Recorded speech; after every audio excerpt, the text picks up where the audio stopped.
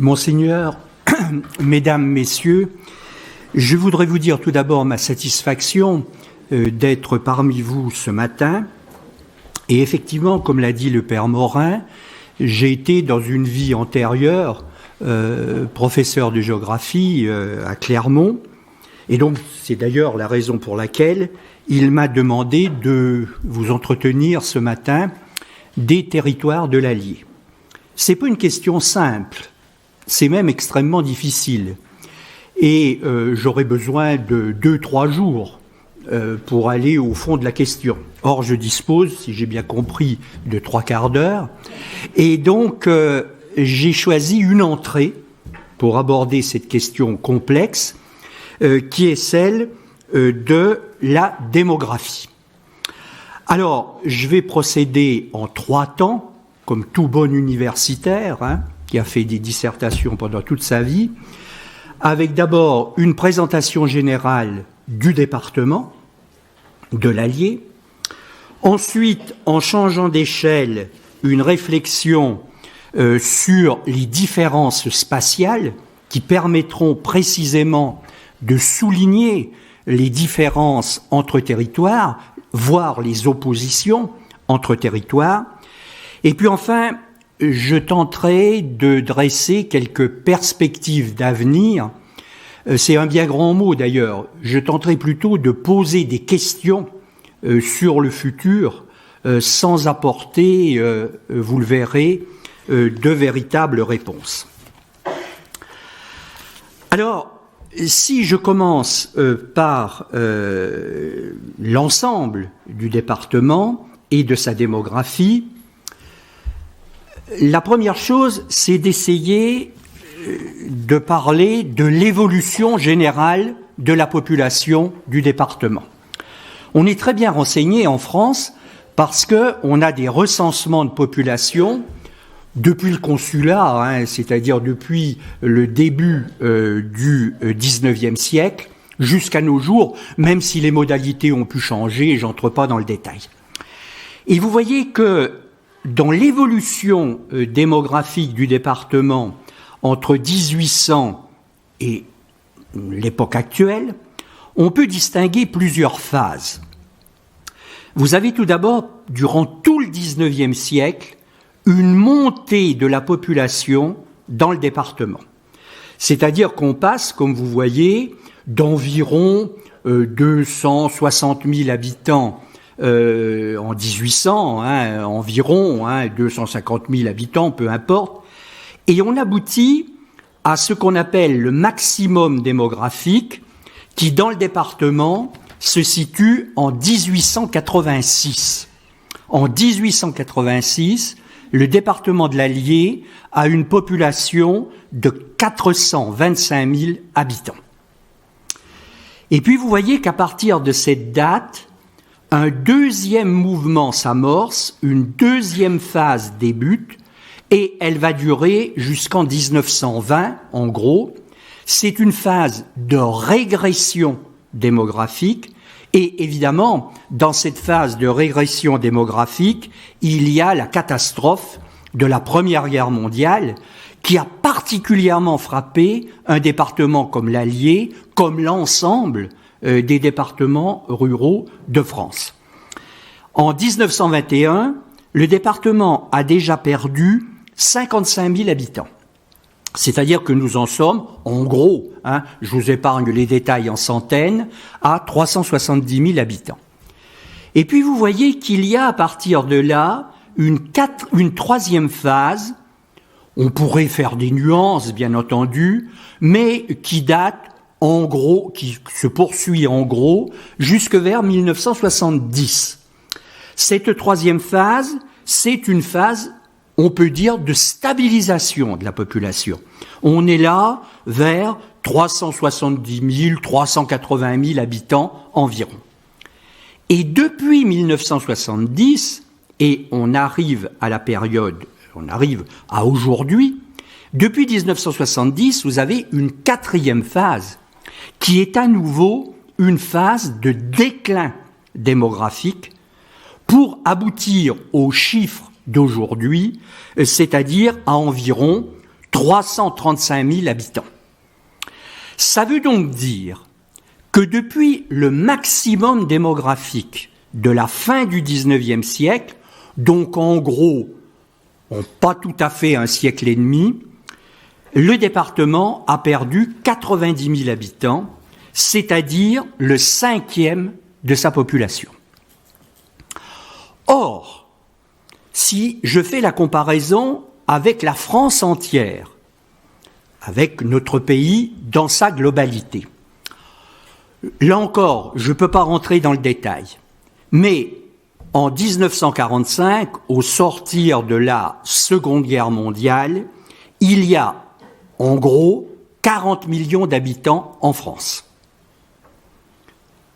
En 2020, 2019 exactement, si je tiens compte des recensements, nous sommes environ 68 millions. Vous voyez donc que pendant que le département a perdu des habitants, il y a eu une hausse démographique qui est extrêmement importante en France, puisque depuis 1945, le pays a gagné, grosso modo, 28 millions d'habitants. Ça veut donc dire que la population française s'est accrue de 70%. Il y a donc, comme diraient les économistes, un phénomène de ciseaux. L'Allier ne cesse de perdre et la France, dans sa globalité, de gagner. Le résultat, c'est que le département de l'Allier, en 2020, n'occupe plus que la 69e place parmi les départements français, au 69e rang. Et pire encore, il fait partie des 35 départements, il n'y en a plus que 35, qui continuent à perdre des habitants. Et si on regarde un peu ces pertes, on s'aperçoit qu'il fait partie des 16 départements qui ont le plus perdu depuis 2015. Donc, c'est une situation démographique qui n'incite pas précisément à l'optimisme. Alors, comment s'explique cette évolution ? Je ne vais pas vous embêter trop longtemps, mais vous savez que l'évolution dans... Alors, attendez, comment on monte ce truc ? Ça va être terrible. Ah ben, c'est pas... non. Alors, je ne sais pas comment je monte ma diapo.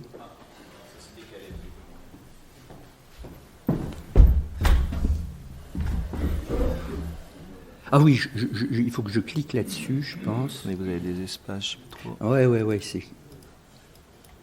Excusez-moi, hein, c'était immanquable.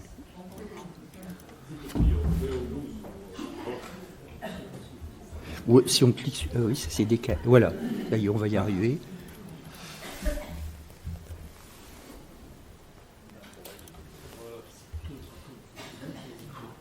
Ah, si je les ai retravaillés après, ça c'est le résultat, oui. Voilà, c'est parfait. Oui, c'est bon. Ça déborde peut-être juste un tout petit peu. Mais ça doit être bon à l'écran. Alors, comme vous le savez probablement, hein, depuis vos périodes scolaires, l'évolution démographique d'un espace dépend de deux variables, de deux éléments, deux points qui sont à prendre en compte. D'une part, ce qu'on appelle le croît naturel ou le solde naturel, c'est-à-dire la différence entre natalité et mortalité. Et donc les démographes calculent, pour tous les espaces et par an, un taux de natalité qui est le nombre de naissances pour 1000 habitants et un taux de mortalité qui est le nombre de décès pour 1000 habitants. Et puis, la seconde ce solde naturel, c'est une valeur algébrique et donc qui peut être négatif ou positif. Négatif s'il y a plus de morts que de naissances et positif dans le cas contraire. Et puis, il y a une deuxième variable à prendre en compte qui est le solde migratoire, c'est-à-dire la différence entre les départs d'un espace donné et les arrivées dans cet espace donné. Et là aussi, ce solde migratoire, il peut être positif ou négatif. Et c'est un élément très important, parce que bien entendu, ce solde migratoire vous indique clairement si un territoire est attractif, c'est-à-dire qu'il y a plus d'arrivées que de départs, ou si ce territoire est répulsif, c'est-à-dire s'il y a plus de départs que d'arrivées.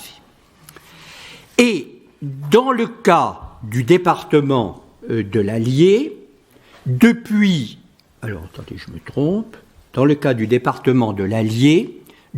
le début du XXIe siècle, le solde migratoire est négatif. C'est-à-dire qu'il y a plus de départs que d'arrivées dans le département. Alors, je pourrais vous entretenir pendant longtemps sur les causes de cette affaire-là. Mais vous en avez entendu parler et je me limite simplement à quelques réflexions. Au début du XIXe siècle, 90% des habitants du Bourbonnais sont des ruraux et avant tout des paysans.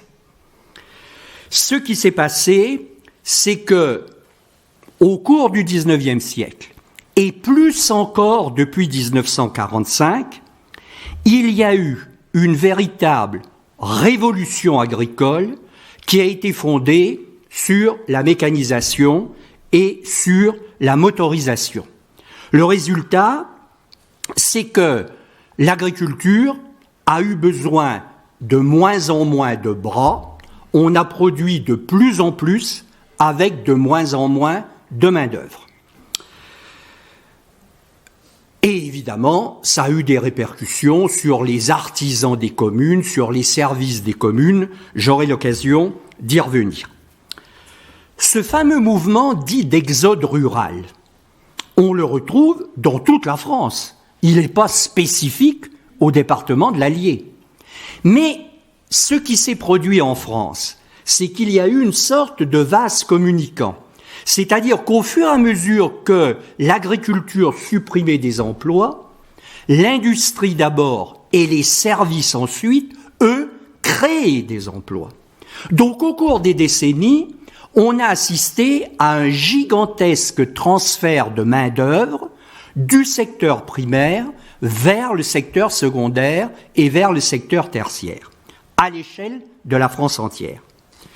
Or, dans le cas du département de l'Allier, il y a bien eu ces pertes d'emplois dans le monde rural, mais il n'y a pas eu compensation, ou en tout cas insuffisante compensation, avec des créations d'emplois dans le monde de l'industrie et des services. D'où ce solde migratoire négatif, parce que bien entendu, les gens, quand il n'y a pas d'emploi, sont obligés de quitter l'espace où ils avaient l'habitude de vivre. Et ce solde migratoire, il ne faut pas simplement qu'on le regarde d'un point de vue quantitatif, il faut aussi le regarder d'un point de vue qualitatif. Qu'est-ce qui part, en définitive? Qu'est-ce qui quitte? Quelles sont les principales catégories de population qui quittent notre espace? Eh bien, ce sont avant tout des jeunes, bien entendu, qui sont à la recherche d'un emploi. Et ces jeunes, c'est évidemment la partie dynamique, la partie innovante de notre population. Le résultat, c'est un vieillissement de la population du département de l'Allier qui n'a cessé de s'aggraver depuis des décennies. Et si je fais la comparaison avec la France, dans sa globalité, là encore, les chiffres sont assez mauvais, puisque vous voyez que dans notre département, vous avez plus du tiers, 35% de la population qui a plus de 60 ans, alors qu'à l'échelle du pays, c'est un peu plus du quart. Et évidemment, ce vieillissement de la population a des conséquences sur le solde naturel dont je vous ai parlé tout à l'heure et sur les fameux taux de natalité et de mortalité. Regardez, le taux de natalité dans l'Allier est tombé à 8,8 pour 1000. Ça veut dire que pour 1000 habitants, il y a, simplifions, 9 naissances dans l'année. En France, ce taux est presque de 12 pour 1000.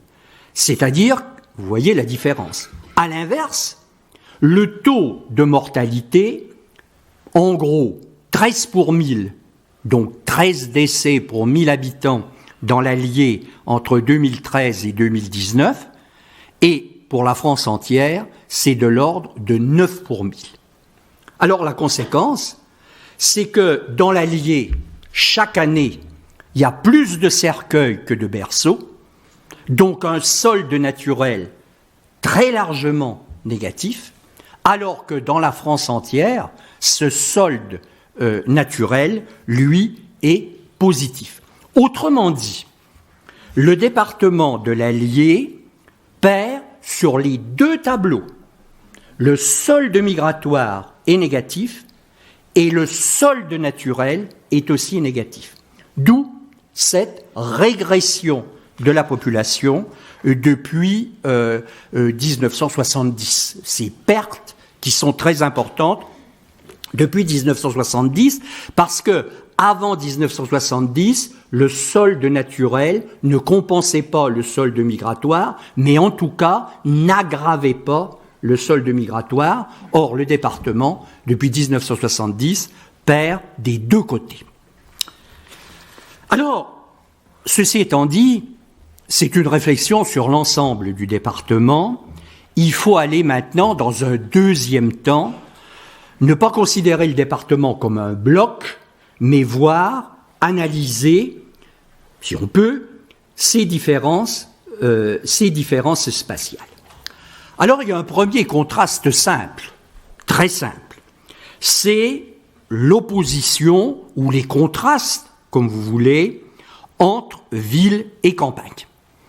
Là encore, on a des chiffres sur pratiquement 170 ans, hein, parce que depuis 1850, dans tous les recensements, on a considéré que les communes qui avaient plus de 2000 habitants agglomérés pouvaient être qualifiées d'urbaines, et que les communes qui avaient moins de 2000 habitants agglomérés, on pouvait les considérer comme rurales. Actuellement, sur les 317 communes de l'Allier, il y en a 25 qui ont plus de 2000 habitants. Et ces 25 communes, elles rassemblent 53% de la population du département. Alors c'est beaucoup moins que la France, puisque la France, c'est maintenant un peu plus des 3/4 dans les communes urbaines. Mais vous voyez une première chose, et j'ai hâte de voir votre nuage de points, vous voyez qu'une première chose, c'est que le département de l'Allier est urbain quand même, dans sa majorité.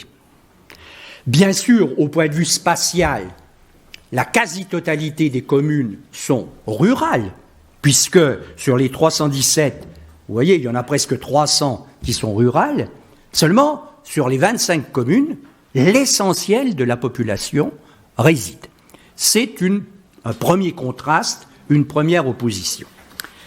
Mais il y en a un autre, c'est que la dualité dont je vous parle entre rural et urbain est une dualité beaucoup trop simpliste. En effet, je ne ferai pas injure, je ne citerai aucune commune, mais enfin, beaucoup de ces communes urbaines, parmi les 25, on ne peut pas les comparer à Vichy ou à Montluçon, bien entendu. Ça veut donc dire qu'il faut examiner de près ces villes.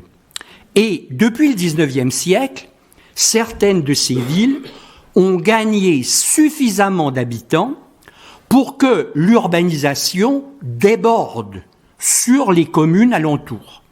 C'est ainsi que se sont formées ce qu'on appelle des agglomérations, avec une commune centre, une ville centre, et des banlieues tout autour qui sont plus ou moins étendues. Dans l'Allier, ce processus d'agglomération, d'urbanisation, a touché 3 villes, c'est-à-dire Moulins, Vichy et Montluçon. Donc il faut que nous regardions de près ces 3 agglomérations, que nous observons de près ces 3 agglomérations. Alors, regardons. Oh, décidément. Regardons. D'abord, on constate que la hiérarchie de ces 3 agglomérations, c'est Vichy, Montluçon, Moulins. C'est-à-dire, pas seulement la commune, j'insiste bien là-dessus, mais l'ensemble des banlieues. Autrement dit, pour Vichy-Bellerive, pour Montluçon-Domérat, pour Moulins-Yzeure, etc., etc. Mais vous voyez que ces agglomérations de l'Allier, dans ces agglomérations de l'Allier, aucune ne dépasse 100 000 habitants. Et on en verra toute l'importance tout à l'heure. Et que le rang national est relativement modeste. Parce que dans l'ensemble du pays, dans l'ensemble français, il y a 62 agglomérations qui dépassent les 100 000 habitants. Vous voyez que dans l'Allier, aucune ne s'approche de ce chiffre. La plus importante, c'est Vichy, qui n'est qu'au 101e rang parmi les agglomérations françaises. Autrement dit, alors que les élus, les aménageurs, vont vous dire que dans l'Allier, il y a des villes moyennes, c'est loin d'être exact. C'est-à-dire que, à l'échelle du pays, et évidemment c'est bien pire à l'échelle européenne, auquel maintenant il nous faut absolument réfléchir, eh bien les agglomérations de l'Allier sont de petites agglomérations. Et avec des conséquences extrêmement importantes. C'est-à-dire que ce qu'on appelle le tertiaire supérieur, qui est un des éléments de dynamisation des territoires, ce tertiaire supérieur, il est nécessairement limité parce que le nombre d'habitants est trop faible. Qu'est-ce que c'est que le tertiaire supérieur ? Eh bien, ça veut dire que dans l'Allier, il n'y a pas d'université. Au mieux, des antennes universitaires, mais il n'y a pas d'université. Il n'y a pas de CHU dans l'Allier, avec le cortège de spécialistes médicaux qui accompagnent ces CHU.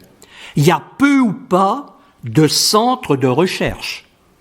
Certains services publics sont absents. Pas de cours d'appel, pas de tribunaux administratifs, pas de rectorat. Certains services privés sont rares. Pas d'agences de publicité ou peu d'agences de publicité, etc., etc. On va arrêter là la liste, je pourrais l'allonger pendant longtemps. Or, ce qu'il faut bien regarder, c'est que la hiérarchie de ces 3 agglomérations, et je voudrais attirer votre attention là-dessus, elle s'est aussi modifiée depuis ces dernières décennies. Si nous nous étions rencontrés dans les années 1970, la première de ces agglomérations, et de loin, c'était l'agglomération de Montluçon. Et vous voyez comment il y a eu régression de l'agglomération de Montluçon dans des proportions qu'on a peine à imaginer, puisque, par exemple, depuis entre 2009 et 2019, c'est-à-dire sur une décennie, ce qui est court dans le temps long des historiens, eh bien l'agglomération de Montluçon a quand même perdu 5000 habitants, c'est-à-dire 10% de sa population.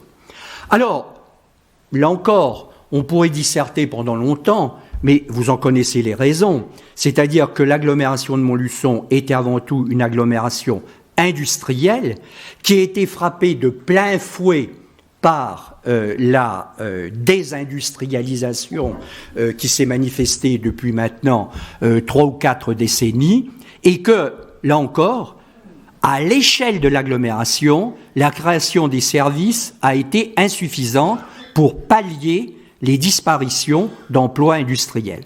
Et pendant ce temps-là, Vichy a pris du poil de la bête. Pourquoi Vichy a pris du poil de la bête ? Peut-être que j'y reviendrai si j'ai le temps, ce qui m'étonnerait beaucoup. Mais pour 2 raisons. C'est que d'une part, Vichy a eu du mal à se remettre de l'épisode, je ne veux pas dire malheureux, mais de ce qui s'est passé entre 1940 et 1944, c'est-à-dire de l'épisode pétainiste. Et ensuite a eu du mal à se remettre de la perte de l'empire colonial qui fournissait un bon bataillon parmi les curistes. Or, après cette sombre période qui a pratiquement duré jusque dans les années 1970, Vichy s'est peu à peu repris, a su jouer de son image, et le dernier avatar en date, c'est évidemment l'inscription à l'UNESCO qui va à coup sûr donner un coup de fouet à Vichy. Mais j'ajoute une autre raison, et là on aura l'occasion à coup sûr d'y revenir dans peu de temps, c'est que Vichy n'est pas trop loin de l'agglomération de Clermont et qu'il y a de plus en plus une symbiose entre l'agglomération de Vichy et la ville de Clermont. Mais il nous faut regarder aussi le territoire à une autre échelle, c'est-à-dire que au-delà de cette agglomération, de ces agglomérations dont je viens de vous parler, depuis 3 décennies, 2 décennies, peu importe, on a vu apparaître autour des agglomérations ce qu'on appelle des auréoles périurbaines. Qu'est-ce que c'est que ces auréoles périurbaines ? Eh bien, ça veut dire que le paysage reste rural. On a des champs, des villages, etc. Mais que la sociologie de ces auréoles périurbaines s'est considérablement modifiée. Pourquoi ? Eh bien, c'est qu'à côté de la couche traditionnelle, de la couche paysanne, de la couche des artisans qui restent, sont venus s'installer dans ces périphéries d'agglomération des urbains. Pourquoi des urbains ? Parce que tout simplement, certains trouvent des terrains moins chers, des locations moins chères. Certains estiment que la ville est polluée, c'est bruyant, les densités sont trop fortes, et donc s'installent à la campagne. D'où cette dualité sociale, cette nouvelle sociologie des campagnes périurbaines. Et là, c'est quelque chose de fondamental, c'est-à-dire que la vieille strate traditionnelle est de moins en moins importante, elle diminue, et puis vous avez les nouvelles couches de population qui sont de plus en plus importantes. Et on peut regarder ça au point de vue politique, par exemple, en observant l'origine des maires des différentes communes du département. Si on trace le tableau sur plusieurs décennies, c'est tout à fait édifiant. Et on aboutit donc à une nouvelle carte du département. Alors, vous voyez que le problème dans l'Allier, c'est que ces aires périurbaines, eh bien à nouveau, elles sont réduites. Vous voyez les 3 aires périurbaines de l'Allier, avec le nombre de communes qui sont transformées. Mais vous voyez que le rang national de ces aires périurbaines est à nouveau très faible, puisque la première, toujours celle de Vichy, n'occupe que le 114e rang. Et on débouche de ce fait sur une nouvelle carte du département. Alors, regardons. Vous avez, il faut que ma souris marche, mais oui, la souris va marcher. Vous avez en rouge les fameuses agglomérations dont je vous ai parlé. Vous voyez celle de Moulins, vous voyez au sud celle de Vichy, et vous voyez celle de Montluçon.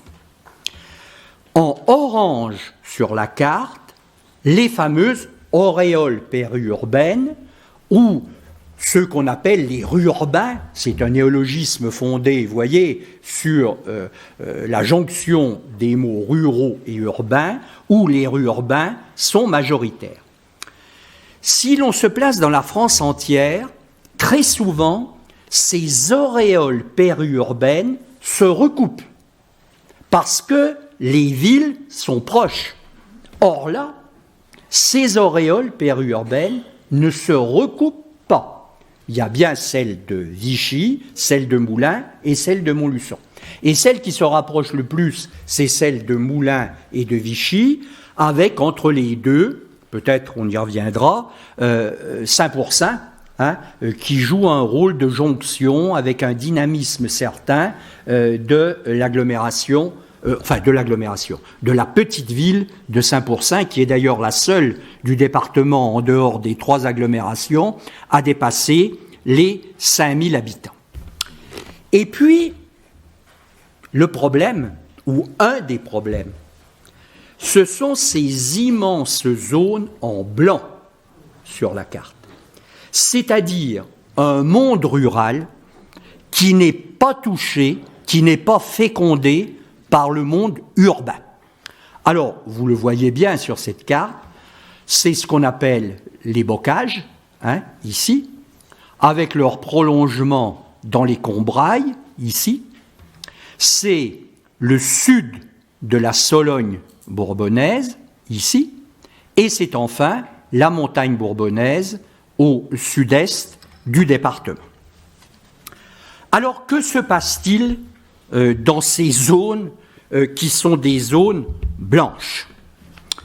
Eh bien, vous en connaissez le processus, c'est-à-dire dans ces campagnes que, suivant les cas, on appelle isolées, fragiles, on peut inventer des tas de mots, à l'écart, etc., etc.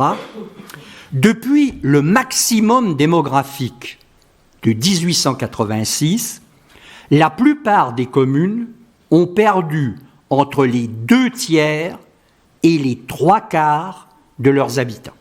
C'est-à-dire qu'il n'est pas rare qu'une commune qui avait encore 600 ou 700 habitants en 1945 se retrouve maintenant avec 200 ou 250 habitants. Vous en connaissez, puisque vous êtes du département pour la plupart d'entre vous, vous en connaissez évidemment des dizaines d'exemples qui sont dans ce cas. Le résultat, et là, il faut bien voir ça, le résultat, c'est qu'il n'est pas possible, je dis bien il n'est pas possible, avec une population aussi faible, de maintenir les commerces et les services.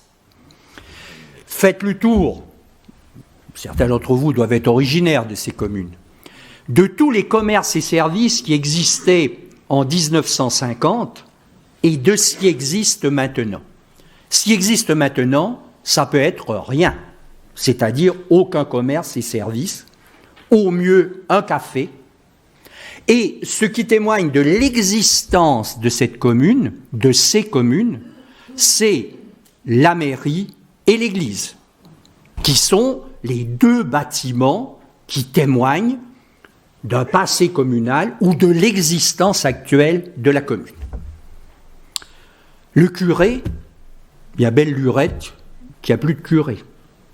Parce que c'était, après tout, je m'excuse de vous parler comme ça, c'était un service comme un autre. C'était le service religieux à la disposition des habitants, disparu.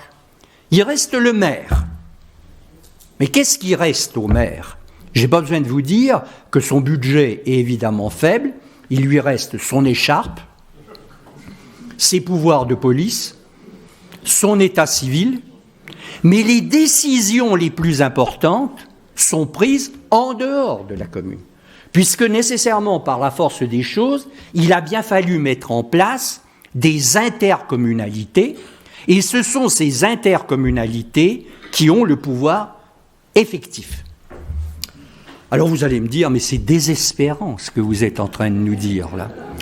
Eh bien pourtant, dans ces espaces que j'appellerais blancs, il y a des noyaux. Et ces noyaux sont fort importants. Ces noyaux, c'est ce qu'on pourrait appeler des pôles ruraux. C'est-à-dire soit de petites villes qui font 2000, 3000 habitants. Alors vous les connaissez, hein. Vous connaissez bien sûr, alors attendez ma souris, oui. Vous connaissez La Palisse, vous connaissez Dompierre, vous connaissez Bourbon-l'Archambault, vous connaissez Gannat, bon, etc., etc., je pourrais les multiplier. Soit à un échelon inférieur, d'anciens chefs-lieux de canton, qui sont autant de petits pôles, qui ne sont pas des villes, le Donjon, Sérilly, le Maillet de Montagne, etc., mais qui jouent un rôle important de structuration des campagnes. Parce qu'en effet, c'est là que l'on trouve les commerces et les services de base. Ça veut dire le collège, ça veut dire des gendarmes, très souvent, ça veut dire des commerces, une supérette, et même souvent un supermarché, parfois deux, dans les cas où les mieux lotis. Donc, le maintien de ces pôles ruraux est quelque chose de fondamental. Autrement dit, pour parler clair, mais vous ne le répéterez pas, j'aimerais pas que ça sorte de cette salle, se battre pour les communes, la plupart des communes blanches, je crains que le combat soit perdu. Par contre, il est fondamental que ces pôles ruraux restent en place, que ces pôles ruraux ne soient pas effacés un jour ou l'autre. Parce qu'alors là, on aurait un véritable processus de désertification qui se mettrait en place. Je pense que c'est là quelque chose d'essentiel. Or, depuis quelque temps, on assiste à des craquements, en particulier dans les bourgs ruraux, dans les bourgs centres, les petits chefs-lieux de canton. Vous voyez, par exemple, au Donjon, où ça s'était maintenu, les commerces et les services, jusqu'à peu de temps, on voit de multiples fermetures, il y a des choses qui sont extrêmement inquiétantes. Mais dans une perspective d'aménagement et de développement, ces communes, ces pôles de résistance sont extrêmement importants parce qu'autour de ces pôles de résistance, il y a ce qu'on appelle des bassins de vie qui sont formés par les communes, par la plupart des communes qui ont été vidées de leur substance. Alors, est-ce que c'est dramatique cette affaire-là? Mais pas nécessairement, parce que les mobilités ne sont plus celles que l'on a connues. Moi, vous savez, j'ai habité une de ces petites communes rurales de l'Allier, et je me souviens que dans les années 50, l'instituteur, quand arrivait en hiver, 6 heures, quand arrivait 4h15, l'instituteur disait à certains, bon, allez, vous pouvez partir. Pourquoi il leur disait ça? Parce qu'ils venaient, pour certains d'entre eux, encore à l'école à pied. Et dans les grandes communes de l'Allier, pour se rendre dans l'exploitation agricole, il fallait des fois une demi-heure, voire plus. C'est-à-dire que s'ils quittaient l'école à 4h30, eh ben, la nuit, allait les prendre en cours de route. Maintenant, tout le monde emmène ses enfants en voiture à l'école. Donc la notion d'espace, il faut lui ajouter le temps à côté. La distance n'est plus quelque chose de très important. Ce qu'il faut raisonner, c'est en distance-temps. Autrement dit, la fermeture d'une école dans une commune, je comprends que les habitants, le maire, soient désolés, mais enfin, sur un plan national, quand il n'y a plus que 8 élèves dans cette commune, regardez en Seine-Saint-Denis, quand l'Institut est obligé de faire face à 30 élèves issus de 18 nationalités différentes. Donc il y a un véritable problème là qui se pose, qui est un problème sur lequel il faut réfléchir. Alors, je voudrais, pour terminer, attirer votre attention peut-être sur quelques éléments au sujet du futur. Il y a eu une petite lueur d'espoir parce que entre 2000 et 2010, tenez-vous bien, le solde migratoire de l'Allier a été presque positif, voire légèrement positif. Alors on disait, ça y est, on tient le bon bout. Eh ouais, seulement depuis 2010, à nouveau, le solde migratoire est négatif. Alors, quand on fait, non pas de la prospective, mais quand on réfléchit sur l'avenir, il est toujours tentant de prolonger les courbes et donc d'inscrire le futur dans le présent. Or, constamment, des événements imprévus surgissent. Et je vous en donne un certain nombre d'exemples. Dans les années 1930, aucun démographe, vous m'écoutez bien, aucun, n'avait prévu le renouveau démographique de la France après 1945. Personne. Donc on prolongeait les courbes et on disait ce malheureux pays va tomber à 30 millions d'habitants, enfin, etc. On prolongeait les courbes. Et en plus, personne n'aurait pu imaginer qu'en 2023, la France aurait un des taux de natalité les plus importants d'Europe. Le deuxième ou le troisième, suivant les années. Personne n'aurait pu imaginer ça. Maintenant, si je me place dans le département, il y a 30 ans, est-ce que quelqu'un aurait pu imaginer une seconde l'essor de la maroquinerie autour de Saint-Pourçain, avec la création de centaines d'emplois vers, appelons ça, l'industrie du luxe. Donc, vous voyez, il faut se méfier. Il faut bien faire attention à ça. Mais en tout cas, ce qui est certain, c'est que la question de l'emploi est absolument essentielle. Aujourd'hui, les experts qui s'intéressent à des départements comme celui de l'Allier, à des espaces ou à des territoires comme ceux de l'Allier, se partagent en deux. Vous avez d'une part ceux qu'on pourrait appeler les optimistes, qui pensent que l'on peut assister à une renaissance de ces espaces dominés par le monde rural ou les petites villes. Et puis d'autres, au contraire, qui estiment qu'il n'y a pas grand-chose à faire, que les tendances vont se poursuivre, que le déclin de ces espaces est absolument inéluctable.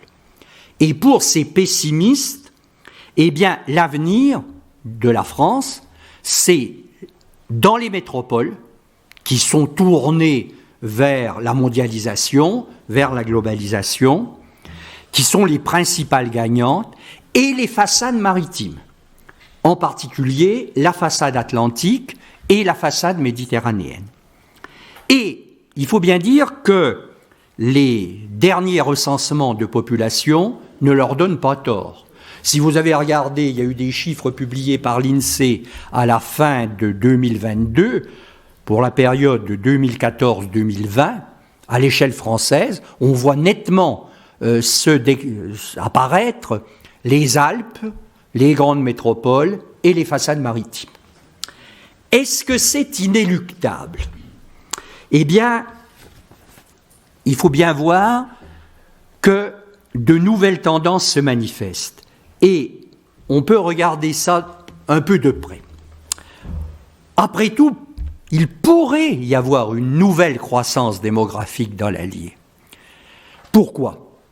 D'abord, à cause de la révolution informatique, et en particulier de la fibre, qui permet d'avoir une liaison directe et rapide avec le monde entier. C'est pour ça que la fibre, c'est effectivement un enjeu essentiel. C'est ce qui permet le fameux télétravail qu'on a redécouvert ou qu'on a découvert avec l'épidémie récente. Donc, l'équipement, de ce point de vue, est un défi majeur. Et cet équipement doit se faire le plus rapidement possible. Ça ne fait aucun doute en la matière, la question numérique est celle qui devrait occuper en premier lieu nos responsables de tous ordres. Et puis, il y a une deuxième tendance qui est positive, c'est que tous les sondages montrent la perception positive des campagnes et des petites villes. Tous les sondages, sans exception.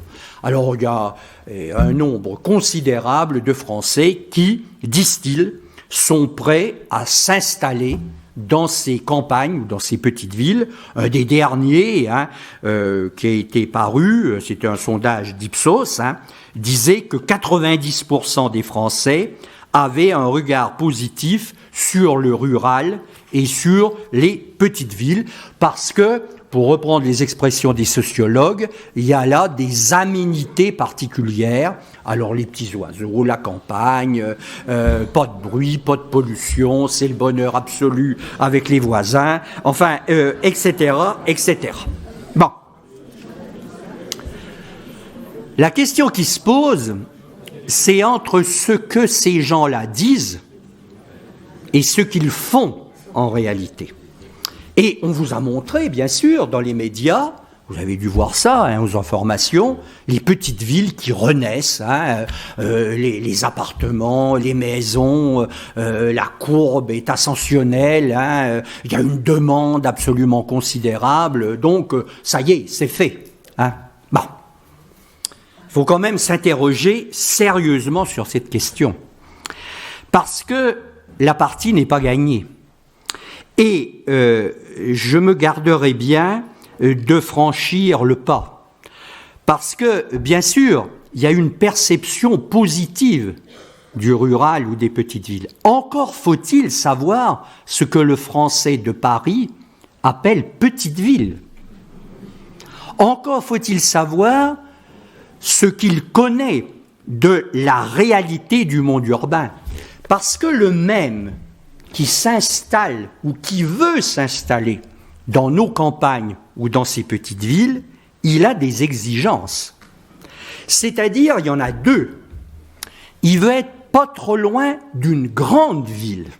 Et quand on dit grande ville, d'une métropole, où ses enfants pourront faire leurs études, où il y aura de grandes écoles, où quand il est très malade, il pourra aller dans un CHU, pour le prendre en charge, où il pourra trouver tous les équipements, y compris culturels,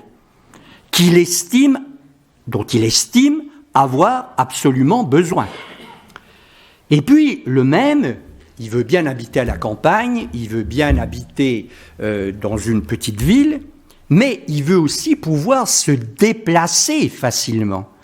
C'est-à-dire que la question des transports est absolument essentiel. Alors vous allez me dire, dans l'Allier, pas de problème. Maintenant, il y a des autoroutes, et c'est vrai. Il y a une autoroute pour aller à Paris, une autoroute pour aller à Clermont, etc.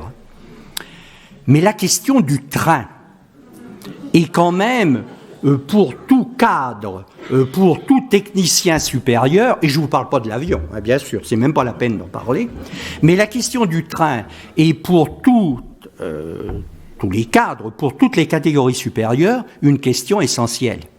Alors, vous êtes au courant, je ne vous dis pas, quand on prend le train entre Clermont et Paris, et dans l'inverse, autant dire qu'on prend un billet de loto. Puisqu'on sait quand on part, encore que, mais on ne sait jamais quand on arrivera. Mais vous savez, ça vous amuse, mais c'est quand même grave cette affaire-là, parce que notre secteur est un des secteurs les moins bien desservis de ce point de vue.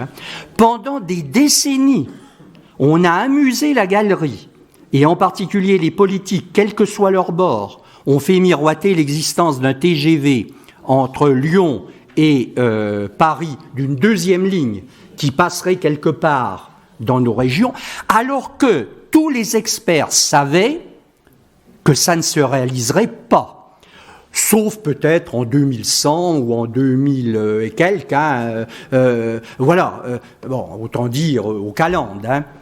Et pendant ce temps-là, la SNCF en a profité pour ne rien faire, ni sur le matériel, ni sur les lignes, d'où la situation actuelle. Je ne développe pas ce sujet. Je vous laisse conclure, monsieur. Je conclue. Je vous remercie de me rappeler à l'ordre, mais je ne permettrai pas, professeur. Vous me laissez 2 minutes quand même. Bon. Alors, dans cette affaire-là, est-ce que tout est perdu? Eh bien, je vais vous dire, je ne sais pas. Voilà, je ne sais pas. Pourquoi? Parce que personne ne peut dire quelle sera la situation en 2050 ou en 2070. Quelle sera la situation géopolitique? Où en sera la question du réchauffement climatique? Quelle sera la situation économique et sociale? Personne. Regardez, on est en 2023. Allons 50 ans en arrière, en 1970. Vous avez l'URSS qui existe. Qu'est-ce qui aurait pu prévoir son effondrement? Personne. Qu'est-ce qui parlait de réchauffement climatique en 1973? Absolument personne. On était encore à la fin des 30 glorieuses, avec des taux d'expansion, des taux de croissance économique qui étaient de 5 ou 6%, à faire pâlir n'importe quel économiste à l'heure actuelle. Donc, vous voyez, rien n'est perdu. Il faut se dire ça. Rien n'est jamais perdu. Et des tas d'événements peuvent se produire. Une dernière chose, je vais quand même vous donner le chiffre de l'INSEE, le dernier, qui a établi plusieurs scénarios pour savoir quelle serait la population des différents départements en 2070. Alors vous allez me dire, parmi tous ceux-là qui sont là dans la salle, il n'y en a pas beaucoup qui vont y être en 2070. Mais enfin, bon, il y en a sûrement quelques-uns. 2070, le scénario médian, c'est-à-dire pour l'INSEE le plus probable, il prévoit la perte de 40 000 habitants pour l'Allier. C'est-à-dire qu'il tomberait en dessous des 300 000 habitants. Alors j'espère que je ne vais pas gâcher vos 2 jours de réflexion. Je vous remercie.